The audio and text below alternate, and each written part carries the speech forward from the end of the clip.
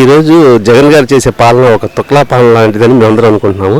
ఎందుకంటే ఆయన చాలామంది వికలాంగులకి పెన్షన్ రద్దు చేశాడు, అట్లాగే భర్త చనిపోయిన వాళ్ళు ఉంటారు, వాళ్ళ పెన్షన్లు రద్దు చేశాడు. వాళ్ళు ఎంతోమంది బాధపడుతున్నారు. ఎవరైనా ప్రభుత్వం అధికారంలోకి వస్తే ప్రజలకు మంచి చేస్తుంది అనుకుంటారు, కానీ చాలా చోట్ల చాలామందికి రేషన్ కార్డులు తీసేశారంట. ఎంతోమంది చూస్తుంటే ప్రతి ఒక్కరు కూడా ఎంతో బాధపడుతున్నారు. కానీ ఇలాంటి పరిపాలన ఎవరైనా ఒక ప్రభుత్వం వచ్చిందంటే మంచి చేస్తారనుకుంటున్నారు, కానీ ఈ ప్రభుత్వం వచ్చి అందరికీ కూడా చాలా ఇబ్బందులు పెడుతుంది. వాళ్ళకి ఒక వృద్ధులు ఉన్నారంటే అతనికి నెలకు 2,000 పెన్షన్ వస్తున్నారు, దాని మీద బతుకుతున్నాడు. అలాంటిది ఇవాళ అతనికి పెన్షన్ రాకుండా ఆఫ్ చేశారు. వాళ్ళు ఎంతోమంది శాపనార్థాలు పెడుతున్నారు జగన్ గారికి. కానీ జగన్ గారు తొందరగా ఈ విషయాన్ని గ్రహించి ప్రభుత్వ పాలనని మళ్ళీ కంట్రోల్గా అసలు ఏం జరుగుతుంది అని చూసుకొని పాలన చేయాల్సిన అవసరం ఉంది. ఎందుకంటే ఇలా కొనసాగితే నెక్స్ట్ ఎన్నికల్లో డెఫినెట్గా జగన్ రాడు, ప్రభుత్వం పతనం అవుతుంది గ్యారంటీ. కొన్ని ప్రజలకి మేలు చేసే ఏ ప్రభుత్వం ప్రజలకు మేలు చేసేటట్టు ఉండాలి, కానీ ఇలాగా ప్రభుత్వం రావటం వాళ్ళకి పెన్షన్లు తీసేయటం, రేషన్ కార్డులు తీసేయటం ఏంటి ఇదంతా మరి చాలా దారుణంగా ఎంతోమంది బాధపడుతున్నారు. దీన్ని ఒకసారి ప్రభుత్వం ఆలోచించుకోవాలి. ఎందుకంటే ప్రజలచే ఎన్నుకోబడిన ప్రభుత్వం కాబట్టి ప్రజలు మేలు కోరుకోవాలి, కానీ ప్రజల్ని ఇబ్బందులు పెట్టడానికి ఉండకూడదు ప్రభుత్వం అనేది. కాబట్టి దీని గురించి గవర్నమెంట్ ఆలోచించుకోవాల్సిన పరిస్థితి ఎంత ఉంది. అట్లాగే ఎంతోమంది రాజకీయ నాయకులు కానీ ఉద్యోగస్తులు కానీ ఎంతోమంది లంచగొండలు ఉన్నారు. వాళ్ళ గురించి చూడండి, ఎంతోమంది ప్రజాధనం దుర్వినియోగం గురవుతుంది. మన మహేష్ బాబు చేసిన సినిమా సెరలేరు నీకెవరనే సినిమాలో అది ఎలాగుందో అదే 100% బయట జరుగుతుంది, వాస్తవం అది. కాబట్టి ఇలా ప్రభుత్వం వాటి మీద దృష్టి పెట్టండి. రాజకీయ నాయకులు ఉద్యోగస్తులు ఎంతమంది అవినీతి పడుతున్నారు, వాళ్ళ దగ్గర నుంచి గవర్నమెంట్ సొమ్ము ఎలా బయటికి తీసుకురావాలని ఆలోచించండి. అంతేగాని ప్రజలు ఏదో 1,000 రూపాయలు పెన్షన్ తీసి వారి మీద కనీసం అది కూడా లాగేద్దామని చూడకండి. అట్లాగే రేషన్ కార్డు ఉంది, కొంతమంది రేషన్ కార్డు మీద వాళ్ళకి ఇచ్చే బియ్యం అయితే ఆ బియ్యం మామూలుగా డాష్లో ఇస్తారు, అవి పాపం వాళ్ళు తెల్లారు వాళ్ళు. కానీ అలాంటివి కూడా తిని బతుకుతున్నారంటే ఆ రేషన్ కార్డు కూడా లేకుండా చేస్తున్నారు కొంతమంది నిరుపేదలకి. అది కరెక్ట్ కాదు. కాబట్టి గవర్నమెంట్ ఇది ఆలోచించుకోవాల్సి జగన్ ప్రభుత్వం అంటే వైఎస్ఆర్ ప్రభుత్వం లాగా ఉంటుంది అనుకున్నారు, కానీ అది చాలా విరుద్ధంగా ఉంది.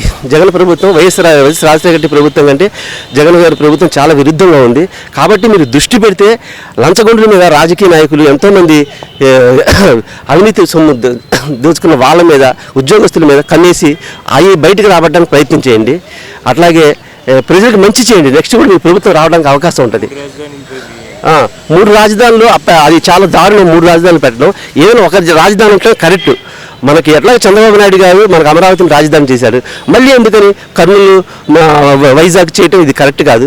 3 రాజధానులు ఉండటం అది ఎంత ఘోరం అంటే ఒక భర్తకి 3 పిల్లలు ఉన్నట్టుగా ఉంటుంది. ఆ భర్త ఏ పిల్లలతో సరిగ్గా సంసారం చేయలేడు, గొడవలతో ఉంటుంది.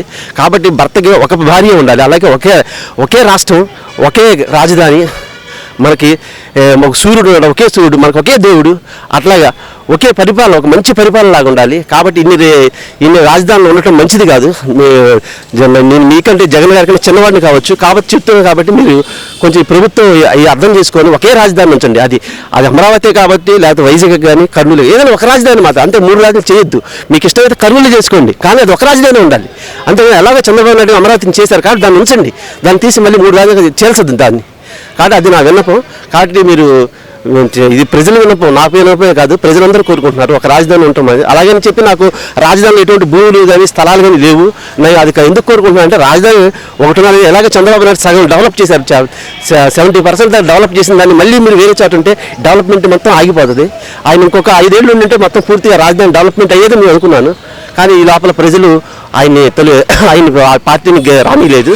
కాబట్టి మీరైనా సరే ఆ రాజధాని నుంచి తొందరగా రాజధాని డెవలప్ చేయండి, దాన్ని 3 వేల చేల్చకండి అని నా విన్నపం. ఈసారి వచ్చే మున్సిపల్ ఎలక్షన్ గ్యారంటీగానే టీడీపీ వస్తుందని అనుకుంటున్నాను. టీడీపీ కానీ ఇక ఏ పార్టీ అయినా కానీ వస్తుంది, కానీ వైఎస్ఆర్సీపీ మాత్రం రాదని ఎందుకంటే ప్రజల్లో అంత వ్యతిరేకత ఉంది. అది ఏ పార్టీ అయినా సరే అవసరమైతే పవన్ కళ్యాణ్ విలువ లేని పవన్ కళ్యాణ్ వస్తాడు, కానీ జగన్ మాత్రం రాదు. ఎందుకంటే ఇప్పుడు పవన్ కళ్యాణ్ ఎంతోమందిని భార్యను చేసుకున్నాడు, అందరూ అతనంటే ఎవరు గౌరవం ఇవ్వట్లేదు. అట్లాగే జగన్ కూడా ఈ రాష్ట్రాన్ని 3 రాష్ట్రాలకు ఇస్తే ఇతను కూడా అట్లాగే సేమ్ పవన్ కళ్యాణ్ విలువ లేని మనిషిగా తయారవుతాడు. అది నా పవన్ కళ్యాణ్ బీజేపీతో కలిస్తే రాష్ట్రం మీద నాకు తెలిసి ఏం పడదు. నేను కేంద్రంతో సన్నిహితంగా ఉండి అక్కడ నుంచి నిధులు రాచుకోవడం ఇది ఒక మంచి పరిణామం అనుకుంటున్నాను. బీజేపీతో కలిసి అంత మాత్రాన మనకి రాష్ట్రానికి నష్టం జరగదు. కాబట్టి సెంట్రల్ గవర్నమెంట్ ఎన్నో నిధులు ఇస్తుంది మన రాష్ట్రానికి. పెన్షన్లు ఇచ్చేది సెంట్రల్ గవర్నమెంటా స్టేట్ గవర్నమెంటా అయితే కనుక సెంట్రల్ గవర్నమెంటే అయితే కనుక మీరు వాటిని తొలగించబాకండి. ఎందుకంటే వాళ్ళు ప్రజలకు చాలా మంచి చేస్తున్నారు. మోదీ గారు ఎంతోమంది పెన్షన్లు ఇచ్చి ఎంతోమందిని పేదలని వాళ్ళని ఆదుకుంటున్నారు. కాబట్టి దాన్ని మీరు మళ్ళీ సర్వే చేసి చాలామంది తొలగించి వాళ్ళ ఇబ్బందులు గురి చేయొద్దని నా విన్నపం స్టేట్కి సెంట్రల్ గవర్నమెంట్కి కూడా. పెట్రోల్ డీజిల్ ధరలు పెరుగుతున్నాయి కదా, పెట్రోల్ డీజిల్ ధరలు పెరుగుతున్నాయి. కాకపోతే ఇప్పుడు గల్ఫ్ స్టేట్లో యుద్ధాలు జరుగుతున్నాయి, ఇరాన్కి అమెరికాకి. దాని గురించి పెట్రోల్ ధరలు పెరుగుతాయని చెప్పి రోజు న్యూస్లో చూస్తున్నాము.